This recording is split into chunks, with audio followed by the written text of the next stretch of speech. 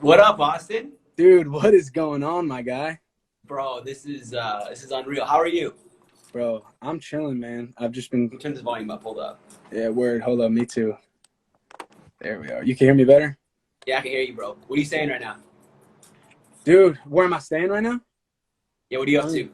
I'm in Jersey right now. I'm home with the fam, you know what I mean? Just chilling, making music, bro. Got everything behind me. Hey, bro, you live in that studio, eh, or what? Bro, I live here, bro. I live here. Now, Literally my bed, question.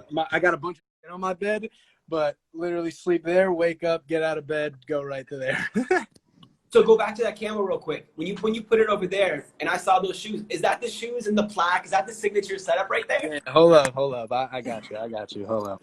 So basically, I'll run down how my rooms is set up. It's a mess, but I'll show you guys. Ready? All right, So bro, show me what's when I up. do my videos, I move my bed in between that desk and that desk there. Put the microphone here, and then I put the camera over by where the bed's at. Okay. Yeah, And because then then you got the lighting coming in from outside, right, or what? yeah, exactly. And then Bro, yeah, bro, that's that's how we make it that's happen. probably one of the most legendary YouTube bathrooms of all. I mean, bedrooms of all time, hands down. Yeah, bro. Dead ass.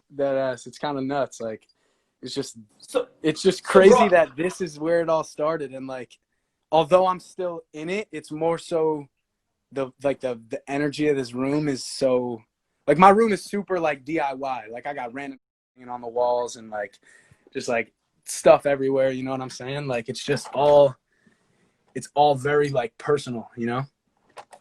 and that's the thing, man. The reason why I wanted to connect with you, obviously, I love your music, and like that's a whole nother story. But Appreciate it. can we talk about one for the people who don't know who you are, maybe on my page, and two, can you kind of like talk about the come up, bro? Like that Panda video when you first put it out, 40 million when you were 16. Like, talk to me about how that just happened for you, because that's the story's unreal. Yeah, bro. So what happened was all right. So you want the long story or the short one?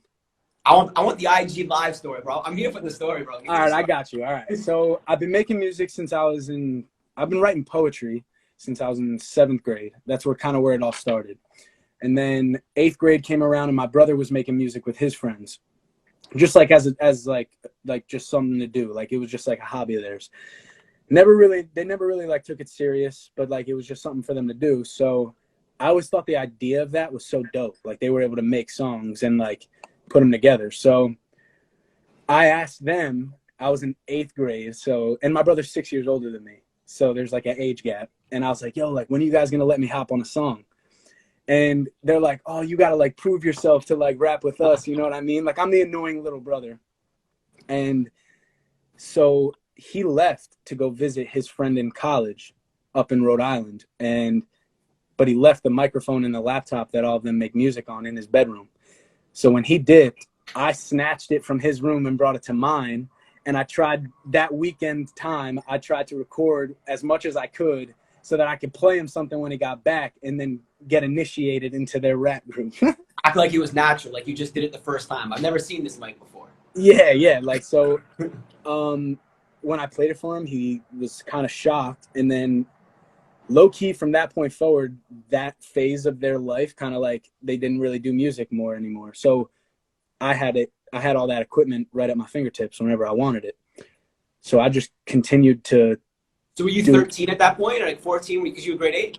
Yeah. I was grade 8, and when I was in high school, I started putting music on SoundCloud, and that's what I was pushing.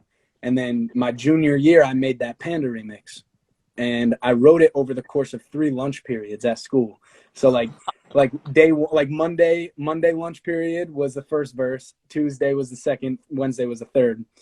I put it on SoundCloud in my junior year, and then the summer going into my senior year. So that school year ended, and the summer going into my senior year, my best friend, still to this day, Mike Ugardi, known him since first grade.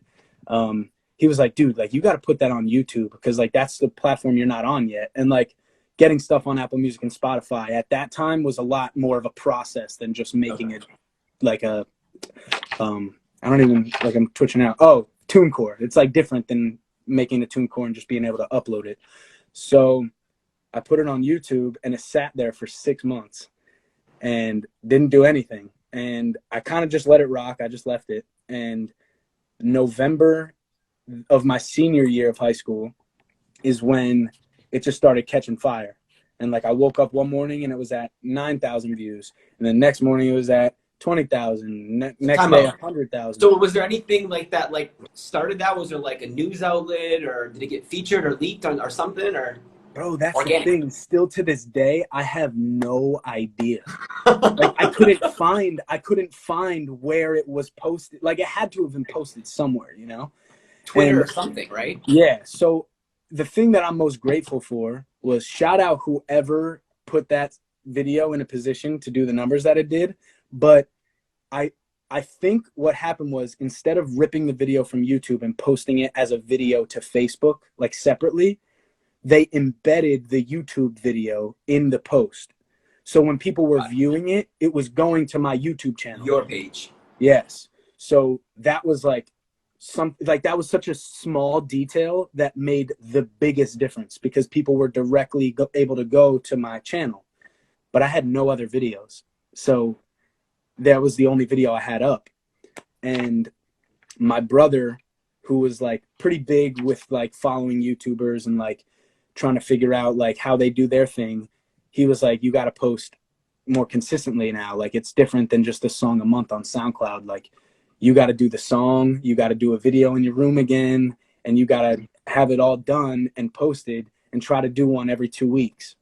So I ran with that for a year, and every 2 weeks, every 2 weeks, yeah. Every 2 weeks I would remix a song, get the mix sounding as good as I could. I was using Audacity and like a USB microphone for all of these, like all of these remixes. So I just ran with that, and through that I found my manager, Brian Tiffy, who's like been a huge game changer for me, and like the development of like how I've grown, not only as an artist but as a person too. Because when I hired him as management, which was, I had to wait till after I got my high school diploma. My mom wouldn't let me officially sign him until the school year had ended. Yeah, so like, which is like cool, because like I definitely would have just been like, peace, high school. I would have definitely just been like, peace, let me get out of there, now I'm gonna do music. But like I stuck it out, did my thing, and then whenever I go out to LA, he lets me stay at his house. So like I'm able to build a relationship with him outside of just like, you're my manager, what are we doing for my career, yada yada. It's more of like that's like my dog, bro. Like he's like the homie.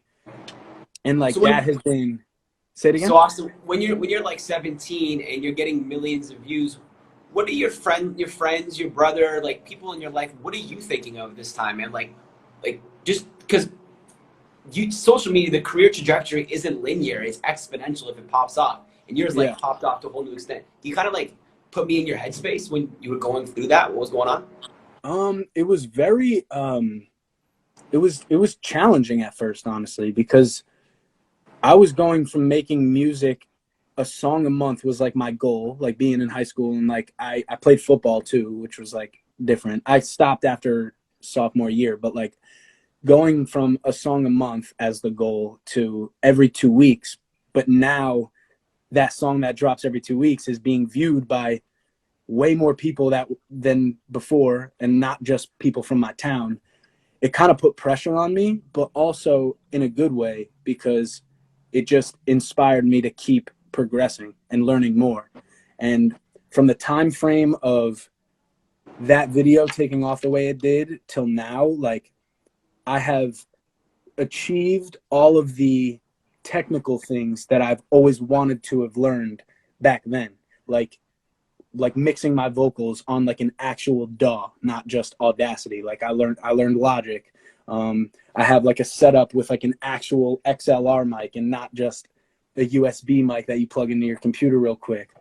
Playing the piano, the production, like all of those things over this course of time, like the fact that I was able to build the fan base that I've been able to build, and like we've grown so much together, and I've been able to fund the career that I have with the career that I have, it's given me the opportunity to have days where I can focus on nothing but learning this thing for my craft. You know what I mean? Like, I don't have to worry about, oh, I have a shift that I have to go to Starbucks and work this many hours and then I can come home and do it. It's like the family I've created online has blessed me with the fact that I can make money doing what I'm doing and also be able to focus on all that I want to focus on to make what I'm giving them even better. So let's kind of talk about that hard work for a sec. When I first hit you up on Instagram, for people who don't know, I said, yo, love your music, would love to connect, like maybe blow you up on TikTok. And your instant response is dope, but my focus right now is music. Like, you're like so driven to that. Can you kind of give me what like a day in the life would be like if it was like a full day of music, like you're creative? Yeah, word. Honestly, bro, it's not even like a set thing. Like, I know a lot of creators have like a set, like I even heard, I forget who was interviewed, but it was Akon. Akon was interviewed, and he was talking about how Eminem literally will go to the studio at 9 a.m. and leave the studio at 5 p.m. So he'll work a 9 to 5 in the studio, but even if he's not even done writing the second verse or whatever that he's working on, he's leaving the studio at 5 p.m. no matter what. He doesn't care. Like, that's his creative time, and then he's gone. He does. That's interesting. I would have for sure he would have been like, whenever it hits kind of thing, I'll just go. Exactly. That's why when I heard that, I was like, wow, like that's so not what I thought. But my thing is more, I'm very like, if it hits me, I need to finish whatever I start. Like, if I'm starting a song and it's 2 a.m., I better go grab a coffee, because I know, like, myself, I'm not gonna let myself start something, fall in love with it, and then not like finish it. Like, I got to hear the whole product, and then if I want to make tweaks, I'll do it tomorrow, but I got to finish the blueprint tonight. So honestly, like, what I'll do is I'll wake up, I'll do my best to go for a morning walk if I don't wake up too late. I write my to-dos every single day before bed, for like what I have to do during the day. Always get my cold brew, always got to have that. And I'll come home and I'll just sit at my computer, and whether it's a beat that I work on that was sent to me, or if I'm working on my own beat with like the idea for what kind of song that I want to be making, I just work on that until whenever my mom says dinner's ready, and then I go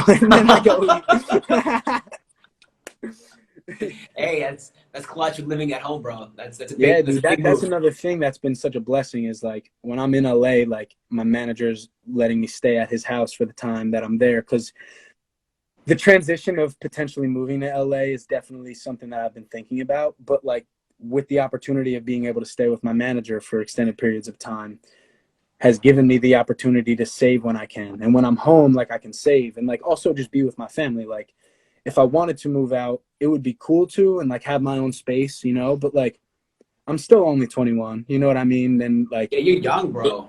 If I yeah, like if I can do what I'm doing and be able to put money in the bank and save for later, I'm a very forward thinker, which is kind of a blessing and a curse, but I want to like set up for like my future. Like, one day I'm going to have like wife and kids and all of that. And if I'm not making smart decisions, not only in my career, but financially, a lot of it could just disappear. Like, money come and goes, you know? So I've been trying to make sure that everything is just taken care of as far as all of that goes, because just being a forward thinker makes you think about those kinds of things, you know?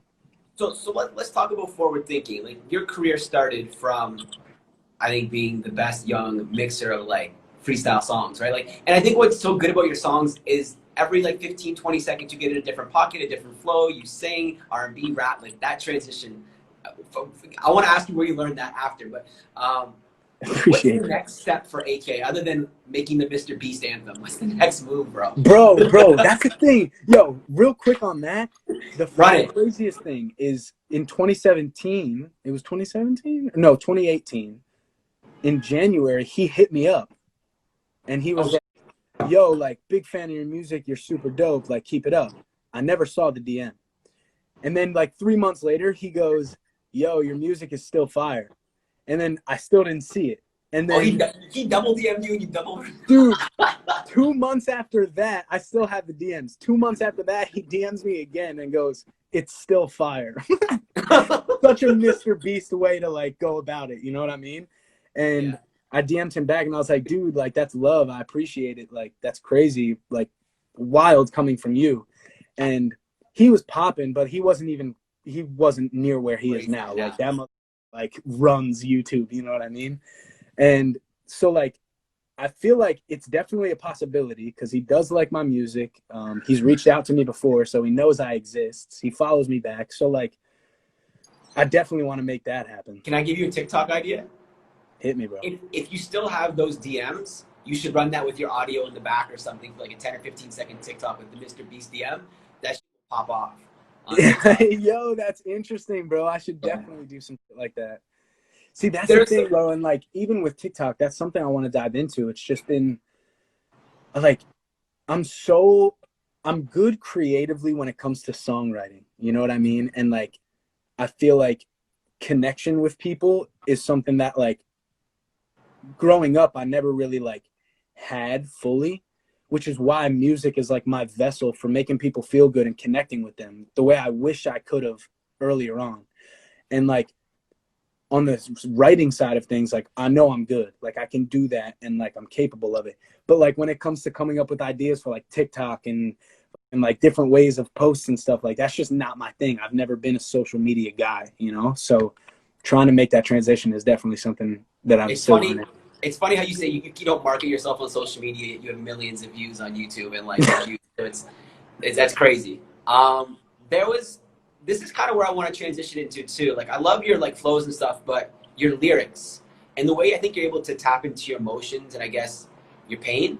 People are saying you make more songs for like the broken version of me. And I'm like, I know this as like a mental health creator, and like so my story is I'm a former college dropout in medical school, being a doctor. So my story is I created a formula: vulnerability equals relatability equals empowerment. So I know coming from a vulnerable, raw place is how people connect, and like it's a whole nother level when it's music. How are you able to tap into that, but not let that take you away into that space for too long of a period of time? Do you know what I mean? That's a sick ass question, bro. Basically, like when I was first starting to like really like dig deep and like write about things that like I would never talk about out loud, my thing is like when you're talking to somebody and you're opening up to somebody, it's very like it's real. Like you see that person in front of you and you're like literally pouring your heart out to them, and like it's like it almost like makes your adrenaline go through the roof, you know? And when I'm writing, I'm alone, I'm by myself, I don't have to worry about anybody's judgment, whether how deep I go and like start writing about. I can get out the deepest like thoughts and emotions that I'm feeling, and I'm the only one that's going to see them for the time being. And the way I go about it is, yes, there's been songs where when I'm hitting that publish button, I'm like shitting my pants because I'm just like, oh my God, like I can't believe I'm about to let the world hear this. But then I think about it, it's literally as simple as just hitting publish and then just step away. Like don't read comments, don't do anything else, just hit publish. What you know you just created and how deep you just dug is now people are going to be able to hear it. Let them take it how they want, whether they respond negatively or positively. Either way, it doesn't matter because I got it out of me. So the way I go about posting those kinds of songs and like opening up that much is it's like a step-by-step process. Like let me open up to myself as much as I want to be opening up to myself, as much as I can. And all I have to do after that is hit publish. And that's such a good way of putting it.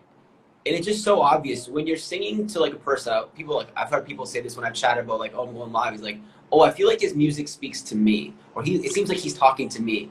It's because I think you're talking to yourself. And dude, I was gonna say that. Yes, like a lot of my music that I dig deep and like I even talk it to this. Like I literally treat my microphone as if it's somebody. Like when I'm recording, I'm looking at that thing as if it's somebody's face. Like, but really, that microphone should be a mirror because it's me I'm talking to. Like a lot of these things are like I'm talking myself out of like, why are you thinking this way? Like, why are you doing that? And it's from the listener's perspective, yes, I'm talking to them, but when I'm there alone writing to myself, I'm like, yo, Austin, why are you feeling this way? Why are you going about it this way? Why are you thinking this way?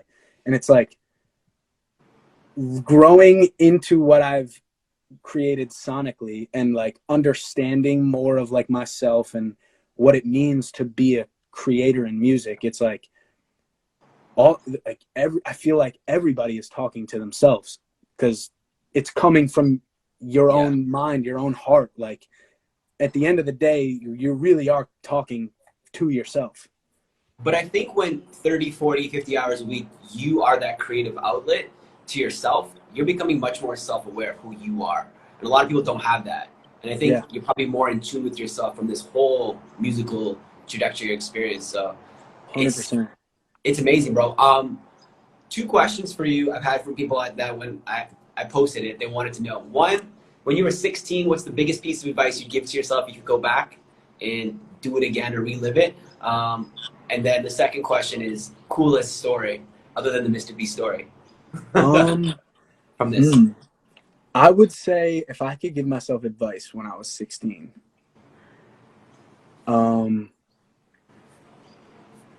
honestly, bro, I think I would tell myself to I honestly think I would tell myself to do it exactly how I wanted to be doing it. Like, because without the way I did it, I wouldn't have become who I am. And I know that's a very cliche thing to say, like, especially talking about something like this, but like that year of my life was such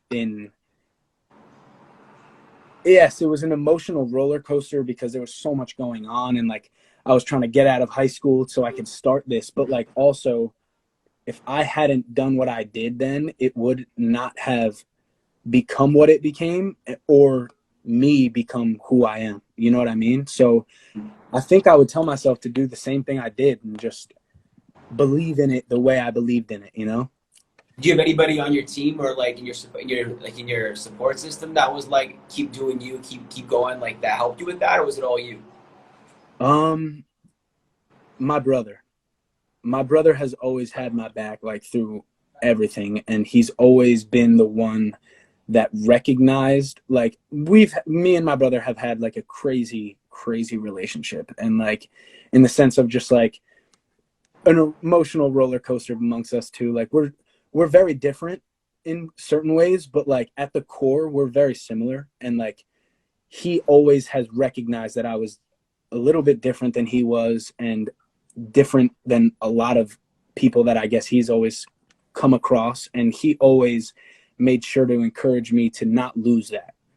Like, don't be afraid of just doing it your way, whether or not people say it should be done a different way. Like, if it feels good for you, do it that way. Because at the end of the day, if you do it a way that you didn't want to be doing it, but you're doing it just because, you're going to look back on it and regret it, and like it won't feel as fulfilling. Because right. So if it works great, it's not fulfilling. If it fucks up, then it's like I should have just done it my way anyways. 100%. And that's something that like I fucking cherish about the relationship I have with my brother, is that he's always been able to make me think to myself like it's okay to do it the way I want to do it, even if I have to throw a middle finger at somebody and be like, nah, like it's all good, like have your ideas, appreciate them, I'll write them down, but I won't read them. You know what I mean? Like 100%. And I feel like that's just something that it empowers you when you do that in a polite way. Like, you don't have to obviously like literally be like, fuck you, like in your ideas, like don't help me out. But it's more so of just like absorb that idea, take it for what it is. If it's something that it does change your mind and it does make you want to go about it a different way, truthfully, then do that. But at the end of the day, the decisions you make is going to be the decisions you live with after. Right. It ultimately only impacts you. So take what they say with a grain of salt and keep moving forward. Second question. What was the coolest thing, right? Bro. Yeah, give me a cool story. It's a completely switch field. Damn, I'd have to say easily Sway in the Morning. Sway in the Morning. I don't even know how that was. Shit. Yeah. I think I saw that too. Yeah. So explain how that happened. Like, cause like you see a video on YouTube of like you on Sway or something. Like, how does that happen? Does Sway like FaceTime you or like Their No, managers. ready? It's actually kind of like crazy. So basically, I went to New York on Thursday, right? And on the Thursday before, and I had a show on the 20th, or no, Okay. on the Time 19th. I had out. a show How on old are May you at this 19th. point? Was this like 17-year-old, 18, or what was this? This was 18 or Okay. 19. Okay. Actually, no, I'm sorry. It was 18. I was 18. I go to, all right, so I'm in New York on Thursday. I get a haircut and I come home. And right when I get home, my manager calls me and he's like, yo, where are you at? And I said, yo, I just got home. Like, I just went to get a haircut. He's like, I need you in LA. I need you in New York at 9 a.m. tomorrow. And I was like, fuck, like, why? I just came back from there. Like, why are you, like, you couldn't have just called me like an hour before this?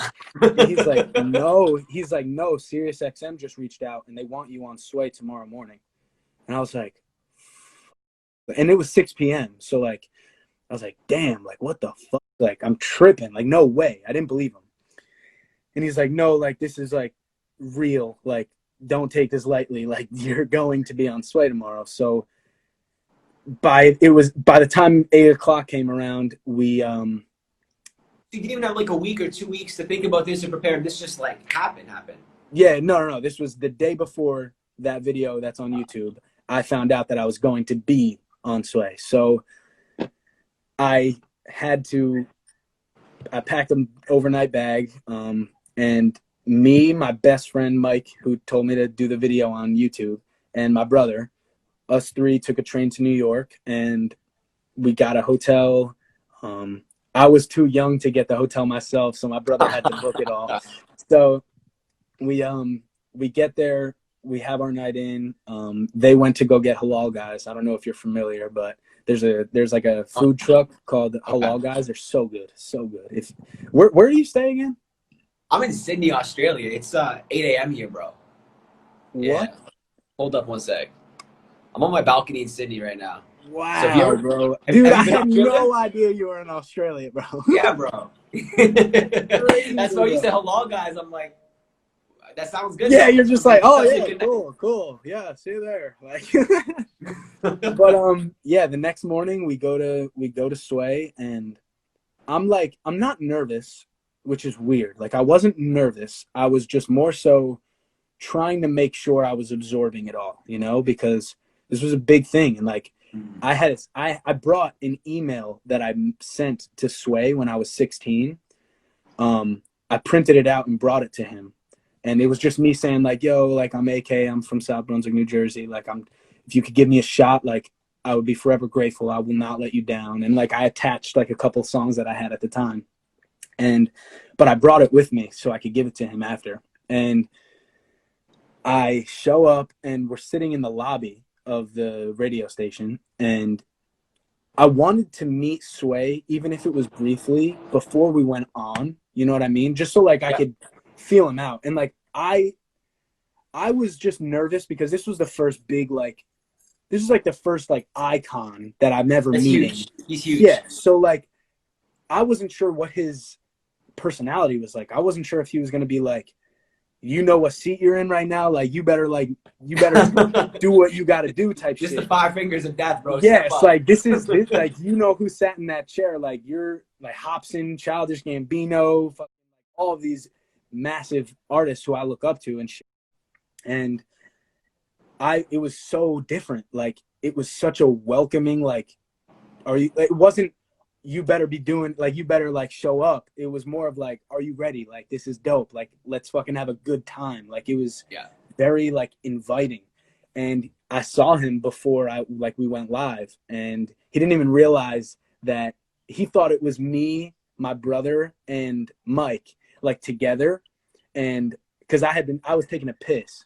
So like, I wasn't even there. So he went up to my brother and was like, oh, like, nice to meet you. Like, oh, like, you ready? You come back from the washroom, you're like, oh, he's talking about bro. Yeah, like, I'm like drying my hands, like, trying to get back out there. Swiping your hands. So I like dap him up, and he just like I said, he was just like, are you ready? Like, I'm excited to hear what you got. Like, this is like a big moment. Like, I'm excited to have you here. So that just took any nerves that I was feeling right out the window. Like I was just there having a good time with like, just felt like I was with the homies, you know? Yeah.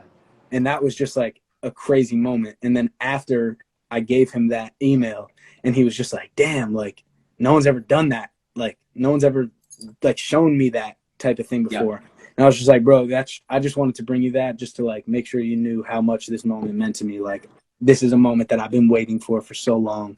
And like, it was just that was probably the craziest experience, especially having so little notice beforehand.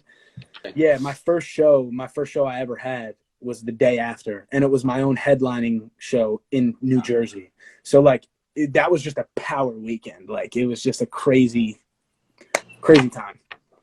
No, that sounds unreal. And like I think having that sway and that relationship and rapport with him before your first show probably gave you much more, I don't know, just go out there and slay it. Yeah, dude. I was like, at that point, I was more nervous about the show going well. But then when the radio thing went well, I was like, bro, if I just could do that, this show is a piece of cake. I'm here for a good time, you know, like, let's go. So it's just, dude, all the stars aligned, bro. Yeah, man. I just appreciate you doing this interview with me, bro, and I appreciate your time. I don't want to take too much of your time. I want to see if anyone have any comments in the chat. Maybe we can answer. Yeah, bro, definitely ask questions. I'm gonna scroll love, yo. Thank you guys. You guys are showing mad love. Yeah, bro. The whole time, this whole live, everyone's saying "Goat," AK, Goat, AK. I'm like, he is, man. That's love. Yo, by the way, send me your. I'm assuming you have a PO box. DM me that afterwards, so I can send you over a You Matter Most shirt if you want as well. I'd love to send one. Oh, bro, hell yeah, I'd love that. Right. Word. See what we got. Yeah, I gotta hook you up with merch too.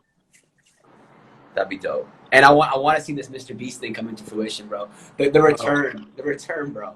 That would be nuts, bro. Like even if it's not even like me rapping, like if he just let me like produce the music, that's enough. Like I just want to like be a part of what he's doing because it's so unique, you know. Oh, he's revolutionary in terms of YouTube. All right, so there's been like 7 questions. Pick anyone you want, bro. Go for it. What's my favorite single that I've ever put out?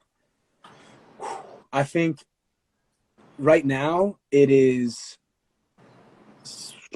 I'd have to say Closed Off, because that's the first song that I ever self-produced that I was like, this is everything I wanted out of a self-produced song. And plus it was part of the first like project or like small body of work that I've ever put out, which is my EP On Me. And that song just has like a special place in my heart, you know. Any album coming? No. I nod my head for a reason. Can you go to Iceland and have a music festival? Yeah, like that would be cool. Yeah. Like let's go to Iceland. Let me see. Can we have a remix for fun? Don't think I've been sleeping on that idea. Definitely something I've been thinking about. Yo, I got a question for you, actually. Oh, hit me. Any chance you could ad-lib a You Matter Most in any of your raps, or YMM, or some way of throwing that in there? Any freestyle or anything? Dude, honestly, bro, I am writing a song right now called What's Life. And it's very much, I feel like, embodies that idea that like you have going with like the what is it, the be yourself moment? Yes. Movement? So I started this phrase, you matter most. You matter at most. a time when I was like in my lowest state, when I didn't believe it in myself. My friends and family were saying positive affirmations and daily mantras. So I just said it in videos all the time. Mm-hmm. I was saying it to TikTok, but like I was really saying it to myself, like, Zach, you matter most, you matter most. And it resonated with a lot of people. So that was something that I've really built my brand off of. But if there's any way you could throw that in anything, bro, that would be honestly, dude, I'm telling you, the song that I'm working on now, I definitely like 100% actually. Like it's literally a song that I'm making to just like give that type of empowerment to like people, you know? Yeah. That'll definitely be, that's happening, bro. Don't sleep. All right, that literally made my week, bro. Yeah. First, that's TikTok content fire too. Secondly, before we head off, can you talk about No Way and the new song you have dropping soon before we head off? No Way. Yeah. So basically, No Way is about No Way is just about me. It's a conversational song. Like, it's a conversational song that I'm having with God. And it's along the lines of, I know I've done good, but I've also done bad. But don't let the bad things that I've done overshadow the good and put me in a bad place, because I know I'm not alone, but I'm always working. And like, yes, I acknowledge some of the negative things that I've either experienced or have done, but I acknowledge them, and I'm always working to get better. So it's not like I'm doing them and being like, that's who I am, so let me keep doing those things. It's like, when mistakes happen, like, I'm always working at it, and I know I'm not the only one. So it's me having the conversation with God of like, no way, be easy on me. Like, I promise, like, I'm not the type of person that like you might be able to make me out to be because of certain things that have happened in my life, you know?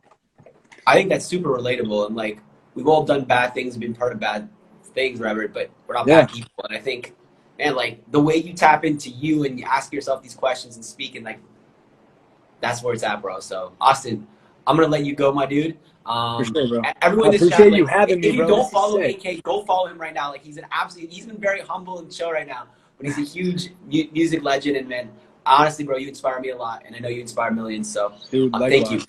Thanks, Austin. Dude, of course, man. Definitely stay in touch. I'll let you. I'll give you my PO box. 100%, bro. We'll talk soon. All right. Yes, sir. Be good, bro. All right. Peace, Austin.